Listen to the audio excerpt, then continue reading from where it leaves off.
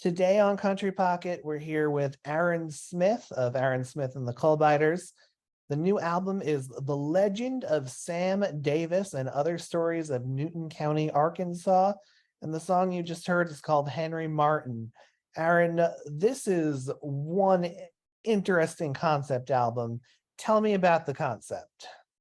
Thanks. Well, I live in Boone County, Arkansas, which is one county north of Newton County, Arkansas. And um, a lot of the fun times in my boyhood were spent like going down to Newton County, going down to the Buffalo River. And it's just always kind of seemed like a magical place to me. And I moved away from Arkansas for about 4 or 5 years, lived in Florida. I lived in Fayetteville, Arkansas, west of, Boone and Newton County for a good portion of my college years. But when I had kids, we moved back to Boone County from Florida and raised them near, grandparents. And so I think a lot of what was on my mind with this was just as a parent and a family man. Um, these stories all have a thread of family in them, which is just a common thread of the human experience. But also, this Newton County just kind of seemed like a magical place where big things could happen, a rough place where tough people settled. And as I started to hear stories, especially stories from older people about Newton County, they just started to resonate with me. And some mentors of mine had written a lot of historical songs, and I just began to do that, and had enough after a while to feel like, okay, it's going to be a whole album of this material. And that's when in seeking additional material for the album, I came across Norman R. Martin's book, Up on the Buffalo, which had that Henry Martin song in it. And it fit right into the wheelhouse of where all these things were coming from. A story of, the Trail of Tears and the survival of a family. And that continues on, for the next couple songs on the album, the Martin family story does. So, how long did the research for all this take?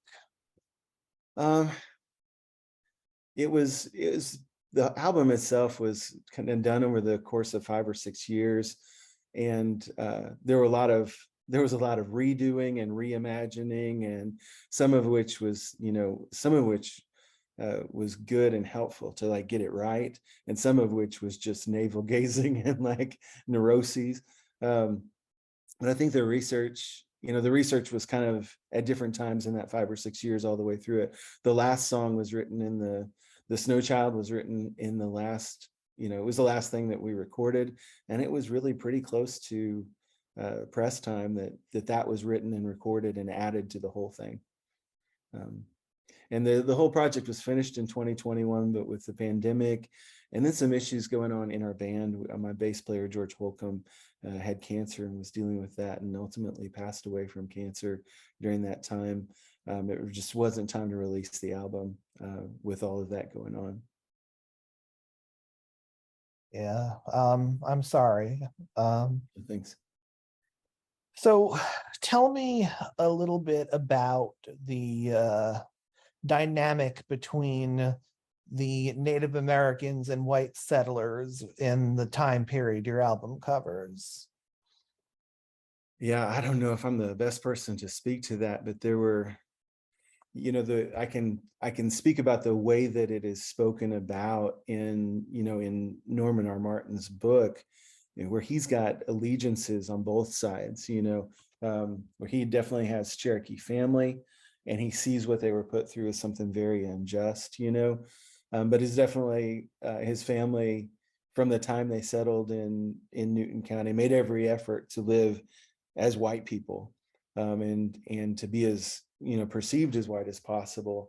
And my own family history has some similar things, where I have a great grandmother whose father sold his land on the reservation. He was an Omaha Indian, and they lived as white as possible. And I met her a couple times. We've got a couple of artifacts from that side of the family that go way back, that are beaded prayer staffs and stuff like that. But there's definitely there's definitely people in this region who made an effort to stay and be perceived as white and live as white people, and that's most of what we see here. In the Martin family story, the three songs that cover the Martin family, there's an effort to live in this new reality among white people, and that's the main emphasis of the story. In the Sam Davis story, Sam's sister is abducted by Shawnee Indians, and so they're not, they're not the good guys in that story. But as the book says, there's a lot of reasons to doubt the fact that whether that's a fact or not. And there were people who left white society to live among Native Americans, and there are a lot of reasons to believe that that's what Sam Davis's sister did, and that maybe it was an effort to save face that they framed that as her being abducted. There's some other versions of the Sam Davis story. There's a lot of versions of the Sam Davis story, and the ones that claim to be most historical say that she really was not abducted. But the ones that are passed, that are passed on through the oral tradition always begin with that abduction. So that's the direction that the folklore has gone. So that's interesting that you're sort of telling stories in this album that come through folklore and may or may not be accurate, but you have to essentially pick one version. Right. Yeah. And with the Sam Davis story, I do have some qualms about the role of Native Americans in that story. But the primary thrust of that story is not a story. It's not about whether his sister was willingly or unwillingly taken into that life. It's really about how Sam deals with a world that he can't control. Starting as kind of a young man with his ideas about how things work, how God works, and how faith works, and realizing that that's not going to pan out the way that he envisioned it. How does he deal with that, internal conflict? And he has his own way of handling that.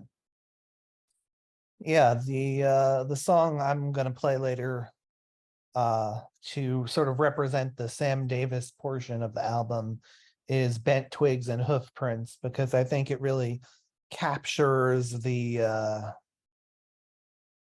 sort of desperation and insanity and religion that's driving him through all this.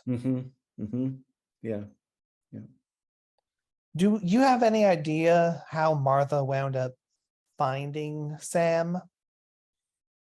Yeah, and that's one of the parts of the story that is likely factual. And the story goes, well, maybe I should backpedal on that it's been represented as that's likely what happened. But she was looking for a lost cow in the woods, and he heard her voice, and so he was hunting, and she was her family had lost a cow. She was out looking for that cow, and that's when he happened upon her in the woods not far from where either of them lived. She had been pretty close to him the entire time. Wow. Do you wish, in having all this folklore, do you wish you had more folklore from the Native American side to present in this album, or is that like not what this project was? It's not. And that I think I would love to know more, but I think I'd be hesitant to be the one who presents that, because this is a place where I'm from.